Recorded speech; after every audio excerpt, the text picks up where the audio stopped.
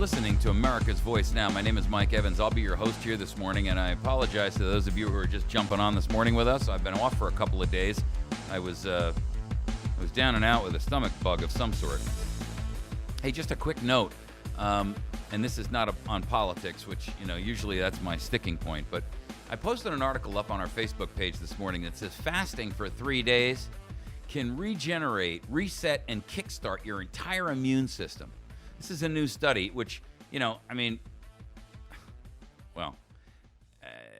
kind of ironic that, it's a study being done in 2014 about something which was talked about as far back as 2,000 years ago when the Bible was written, and they talked about fasting on a routine basis, right? And if you're a believer, you'll note that the Bible taught you to fast as a time-honored practice for both practical and physical as well as spiritual reasons. But here's an interesting point. This is especially valuable if you've been ill, if you are a person who has a compromised immune system, either because you're on a series of drugs, or maybe you've come off of a run of some kind of drug for an illness that you had, or even if you're a person who just works excessively and you beat yourself down physically, right? Which is most of us these days. I mean, we're all just trying to keep our heads above water. Anyway, the argument here is that by kickstarting your jumpstarting your immune system, you can do that by a 3-day fast.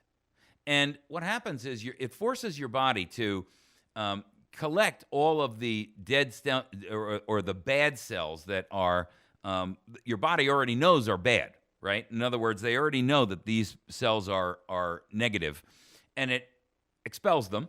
And in the meantime, it reignites the white cell blood count that is what creates your immune system. And it's like a flush of your system, and it's actually very, very beneficial for you. Now, of course, there's a couple of points in there that say, we recommend you don't do this without a doctor, and we recommend subsidizing it with drugs. Well, of course they recommend subsidizing it with drugs. How else are the pharma tyrants supposed to stay in business? But the point is this. You don't need anybody else to... And by the way, the argument of taking a 3-day fast is a completely legitimate one, and there's absolutely no reason why it would endanger you unless you're already emaciated to the point of, starvation. I mean, people have been fasting, folks, for thousands and thousands of years, willfully and otherwise. Taking a 3-day break and drinking nothing but water, and the way to do that is you should drink at least a gallon of water. You have to have water. So you should be making a gallon of water with some lemon juice and honey in it, and literally taking that down during the course of the day. The only other thing that you might consider is that psyllium fiber, which will help to keep your system flushed out, because if you don't eat for 3 days, you're not going to go to the bathroom properly, and that's help to flush those cells out, and it helps to lower your cholesterol too, because it sucks up all that cholesterol. It forms gel in your colon, and it blows all that nonsense out. So that would be my only other suggestion, is you might combine that with psyllium fiber, which you can get down at the local store. It's cheap, 1 tablespoon or 2 tablespoons of it a day. That and straight water with lemon and honey, okay? Give it a shot. You can put some salt in there too if you want, for either taste and or to keep your body hydrated, especially during the summertime. And if it's real hot or real dry where you are, then make sure that you do a little extra hydration. Hydration is very important, especially if you're fasting. But fasting is a great way to reignite and kickstart your entire immune system. Give it a shot. All right. Our shooters and the ambush on these police. That's what we're going to talk about in this topic. And the reason we're going to is because, what's going to happen now, and you're going to see the beginnings of this. This happened yesterday. Apparently, these 2 people walked into a restaurant where there were 2 police officers sitting there having lunch. And it was a female and a male. They walked in. One of the officers was apparently up getting himself a refill at the soda machine, and the female walked up and literally shot him right there standing at the machine, and he was killed instantly. The other guy screamed, "This is the beginning of the revolution," and he began firing on the other officer who was apparently seated at the table. At least this is what we know. And, of course, this only happened yesterday, so it's all sketchy. They then took their weapons and apparently laid a Gadsden flag out over the body, or one of the bodies.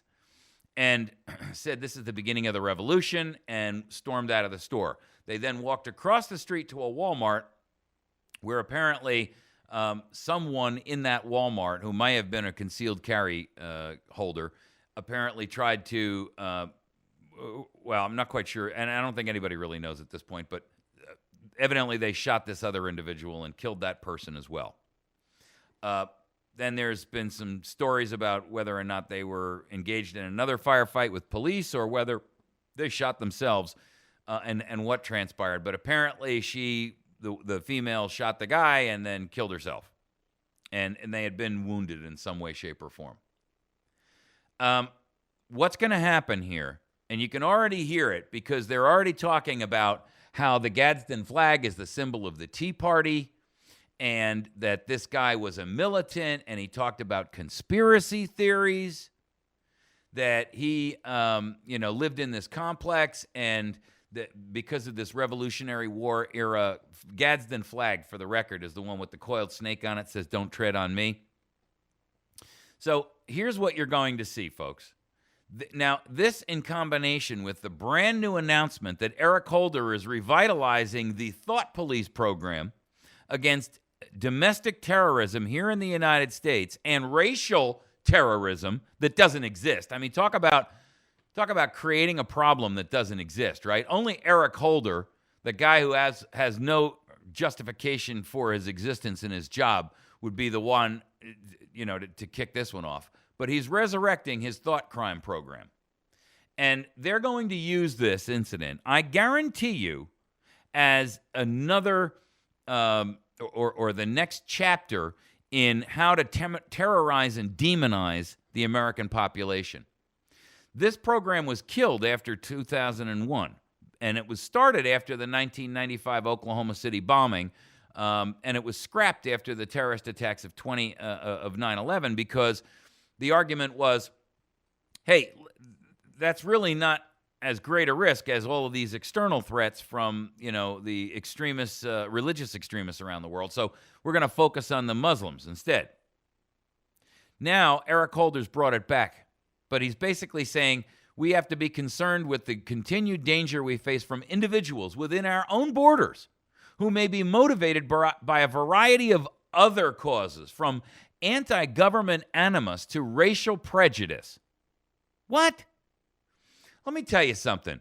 Eric Holder, there is no racial prejudice that is causing a problem here in this country. You don't have people running around lynching anybody. You haven't seen a mass storming of whites killing blacks. In fact, all the murder of blacks is black on black. 90% of it.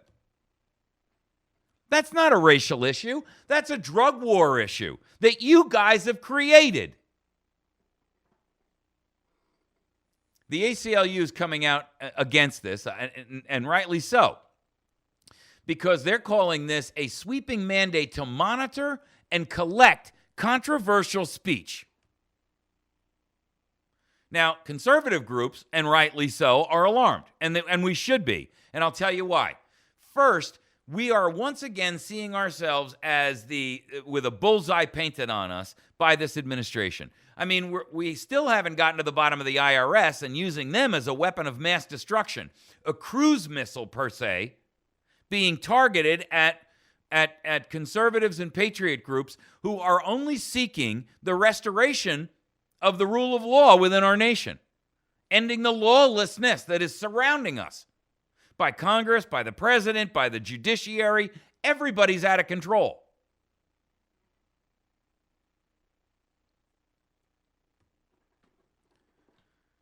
Horace Cooper, the co-chairman of the Project 21 National Advisory Board, and this is a network of black conservatives. Here's what he says. It appears there's an attempt to marginalize people who hold views that are sharply different from those of the administration and much of the establishment. He says that there are plenty of presidents dealt with critical speech, particularly when it came to things like opposition against the Vietnamese War and even the Iraq War. But no president has ever responded like this. Now, I would disagree with him there. I would say to you that John Adams did when he instituted what? The Sedition Act. And ladies and gentlemen, that's exactly what they're driving for. I posted articles the other day about how Chuck Schumer and Feinstein are trying to rewrite the First Amendment along with Dirty Harry Reid. They're trying to rewrite the First Amendment to limit people like me from being able to speak out about the truth. They're also trying to keep people from participating financially, unless they're the right kind of people, in political elections. Now, frankly, I'd have no problem if no one, no corporation, and none of these large 501c(x) groups were allowed to participate in political games. That shouldn't be at all. In fact, if you want to get the dirty money out of politics, simply pass a law that says every person can donate only $2,000. End of argument. If you're not a human being, if you don't physically have a corporeal body, that's it. You're done. Corporations don't have First Amendment rights because corporations can't go to jail. When you can show me how you can put a piece of paper in a prison, then and only then will First Amendment rights be applied to corporations. Lobbyists are outlawed with a prison term of life for getting caught for bribery of a politician. That's what it is. That's all it is. And that's what they seek to allow while silencing you.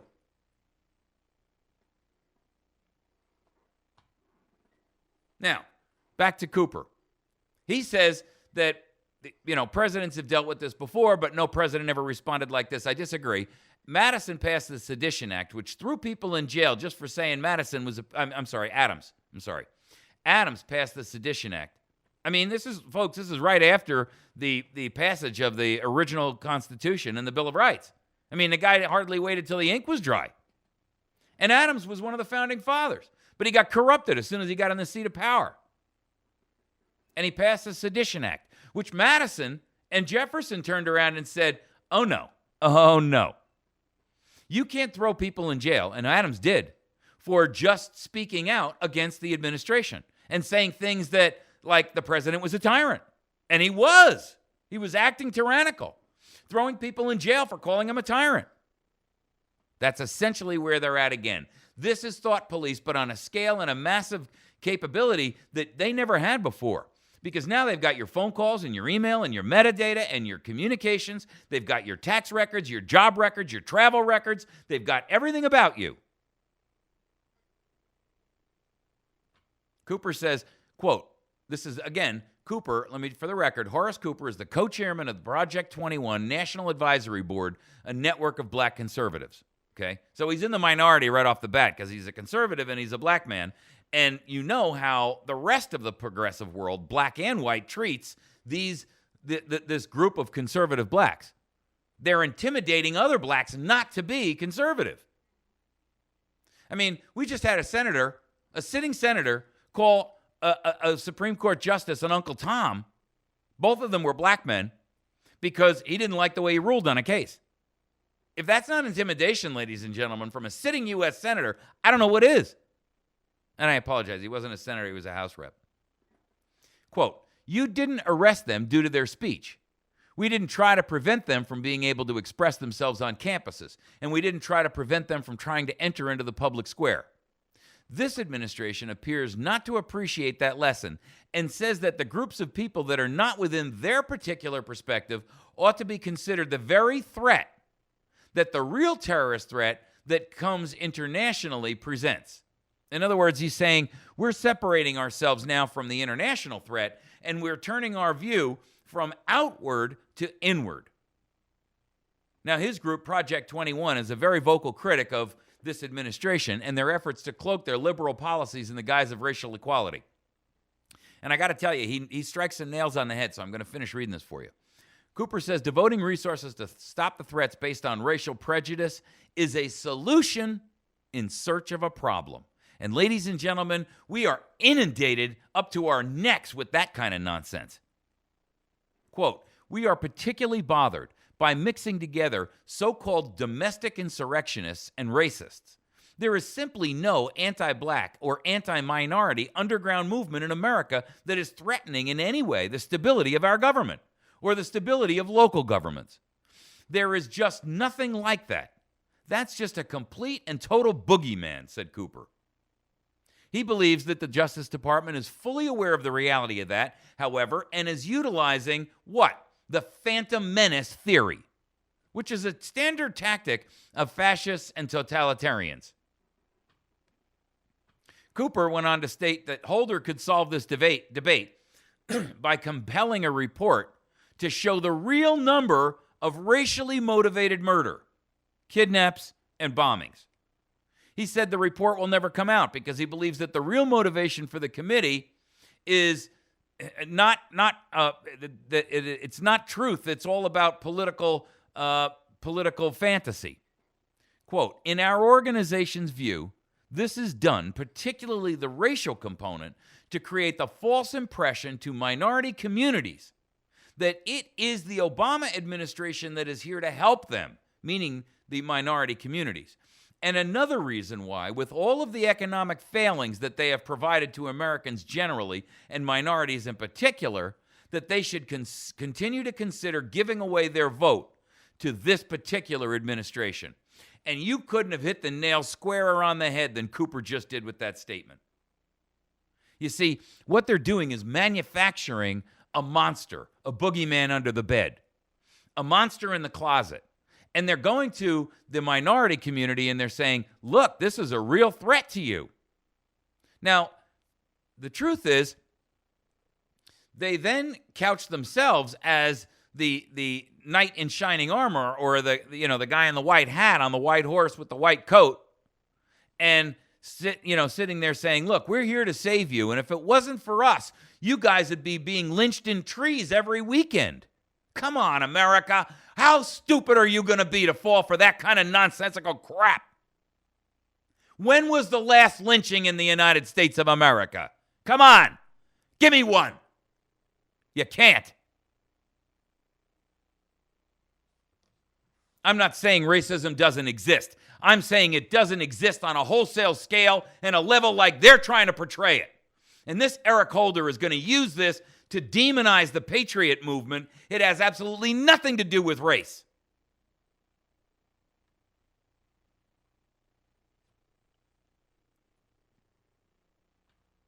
Now look, what you're going to see here is the initiation of terrorism, government-sponsored terrorism on American citizens, because they're going to use this shooting that happened in Vegas as the impetus to get out there and begin to terrorize anyone of the patriot mind, anyone of the conservative viewpoint, anyone who says there's police brutality going on right over there. Meanwhile, you got a cop beating a guy with a billy stick, and everybody's saying, no, there's not, no, there's not, no, there's not, no, there's not, no, there's not.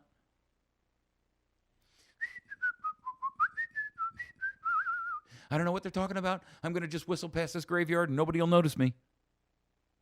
That's the whole idea, ladies and gentlemen, to silence you, to intimidate you into silence.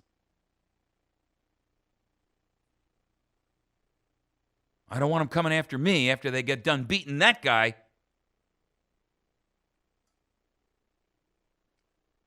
They're already trying to tie this dude to the Bundy Ranch thing.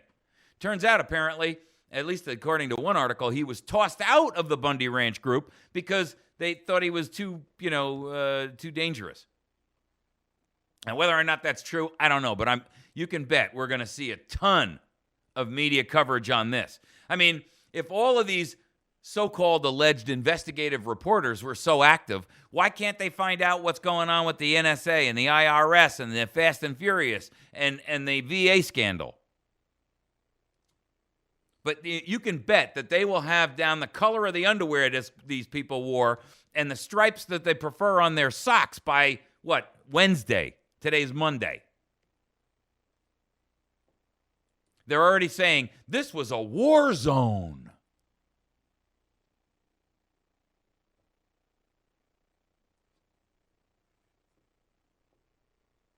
I don't know what happened. And I'm not condoning that people walk in there and start shooting police. We're not murderers. What we are people who choose to live in a fiscally and spiritually and politically conservative viewpoint. We don't betray our own. We don't get out there and spend more than we have. We don't turn ourselves and each other against one another in an attempt to accommodate some ideologically perverse theory and agenda. We don't seek to marginalize one another for our own improvement and gain. We don't seek to enslave ourselves under debt so that some small oligarchy at the top can run everything. I don't buy it. I don't believe it. I'm never gonna. There ain't nothing you can do to make me. I know, you've got a seat in an indoctrination camp waiting for me. I get it. Don't tell me that that's not a real legitimate fear, folks. It is. It won't be long before they're kicking in the doors of Americans around the country. You watch. And I want you to mark my words on this, because when it happens, we're at the stage, folks, where there's no going back now. And that's the simple truth. How do I know that? Well, we're going to talk about this in the next segment when we talk about this Verizon and Vodafone connection that the media has been keeping silent from you. But the truth is, not only has Vodafone been, cooperating and participating in giving secret cable drops to tap phones to the NSA, but Vodafone owns 45% of Verizon. So what you're going to find out is that anybody in the United States who is on Verizon is nailed. Now, by the way, for the record, I'm going to prove to you what the conspiracy looks like from the other side of the fence, because the U.S. Marshals just seized state records from a police department that proved that they were using one of these Stingray devices. And the ACLU got a court order saying you got to release those records to us under a sunshine law, and the federal marshals came down and took the records before the police department could follow the judge's order. Folks, if you don't see tyranny written all over that, I don't know. What have they got to hide from you? All right, we're going to take a break. There's two things I want you to do today. One, if you're a person who's been looking for a job and you're having a hard time, there's an opportunity for you to visit a website where AmericanResumeService.com has offered to not only help you create and rebuild your resume and or create one if you don't have one at all, especially if you're fresh out of school and you've got limited opportunity to have built an experience platform to build a resume on. Let these guys work with you. They specialize, by the way, also in military and government resumes. So if you're leaving the military and you're trying to figure out how to best couch yourself for a job, here's how you do it. You go to AmericanResumeService.com. They have 20,000 employed happy clients that have dealt with them over the past 25 years. And they will help you to create and or redevelop your resume. It never hurts to freshen it up. And the rules for resumes change all the time. So that stodgy thing that you've been collecting dust for the last 15 years, you can't just update it with one or two lines and expect that it's going to get you the dream job you're looking for, or any job for that matter. Go to AmericanResumeService.com, or you can call them at 417-264-2486. Now, in addition to that, you can get in my email at info@AmericanResumeService.com. Here's the great part. They've got a $200 resume package, but they're going to actually, for America's Voice Now listeners, cut that to $100 and then donate the whole $100 to this program to keep it on the air. So you're getting a whole bunch of bennies out of that. One, you're supporting this program. Two, you're getting a resume rebuilt and redesigned by some of the best resume builders in the business. And three, they are like-minded to you. I mean, folks, you can't beat it. Make sure that you visit them at AmericanResumeService.com, 417-264-2486, or info@AmericanResumeService.com. Make sure that you visit our friends over at Battery Station. You can find my buddy Kevin at BatteryStation.com. An unbelievable selection of flashlights and electronics and batteries and similarly run products. by the way, he's got batteries for everything. It doesn't make any difference whether it's a lead acid battery or one of those mercury batteries or a lithium battery or whatever. He's got them all. He ships nationwide. He's got great prices. And in addition to that, he carries a ton of other product, including a lot of stuff for the self-reliance and self-sufficiency movement. If you're a prepper, he's got ammunition down there. He's got freeze-dried food and things down there. He's got all kinds of stuff for camping and bug-out bags and the like. Make sure that you find them at batterystation.com. We'll be right back.